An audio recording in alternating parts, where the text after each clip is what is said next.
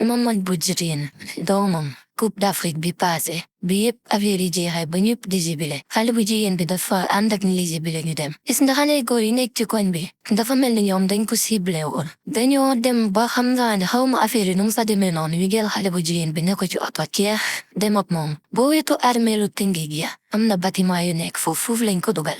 Xale bi ku tëdd gox sa morom, ku tëdd gox sa morom. Affaire bi doon loo xamante du metti la ci xol. Samay mag yu góor ni nga xamante ni bii noo ko waroon jàppale ci affaire justice ndax sama mag bi jàngu bu tax mu war a mën a dem régler loolu ci justice. Dem nañ police defi ñuy def yëpp bind seen plainte xale yi ñëwoon nañ foofu jàppaleen mais finalement ñoom yëpp lañu mujjee libéré.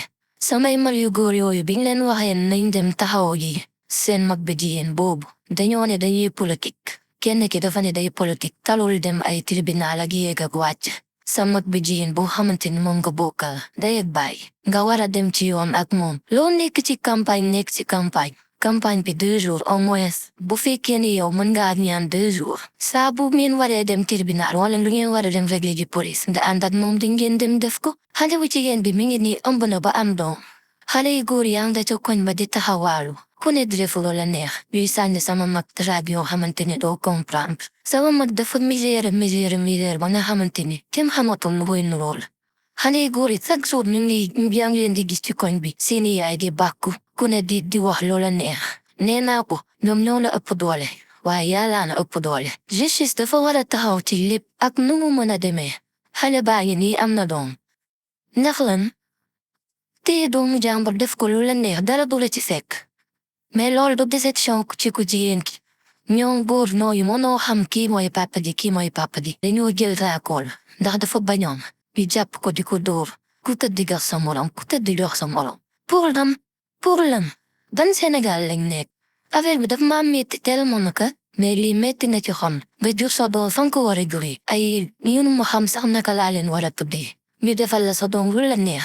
Léegi ëllëg si biir sa doom àddinaam yàq. Dernier Coupe d'Afrique bii passé dafa nekkoon benn moment d'émotion mu nekk la première CAN boo xamante ne Sénégal gagné na ko mu nekkoon bésu mbégte bés boo xamante ne marqué na Sénégalais yëpp parce que gis nañ Sénégalais ni ñuy génnee pour célébrer lii di Coupe d'Afrique bi ñu gagné waaye pas pour ñëpp am na benn soxna soo xamante ne bés boobu noonu mën naa wax ne mooy bés bu gën a naqari si àddunam pendant que ñii di jubilé di kontaan si victoire bi moom su jamono jooju ñoo ngi koy siif te nekkul kenn rek ko doon siif dañ ko doon ayantoo ba mu jëlee si ëmb dalee na jàmm sur confession intime te dañoo ñëw pour ñu aborder siif en réunion bu soxna si dund te ba léegi nii ñi ko def ñaawteef googu noonu jàppaguñu leen ba léegi ñoo ngi dox seeni soxla si biir koñ bi da ngeen xamul mooy ñi ko siif ñoo bokk koñ instant bi sénégalais doon célébrer victoire bi ay xale yu góor yi mu bokkoon koñ dañ ko enlever dugal ko si oto yóbbu ko ñu ko yóbboo nag ñu duggoo ko si benn kër goo xamante ne àggul kër googu noonu ci lañ ko doon ayantoo si kawam façon ñaawteef gu nekk def fañ ko jël leen sax raccord bu dugal ko si biir awal ki ngir forcé ko ba tax na tey jii mii am na doom mu doon lu metti lool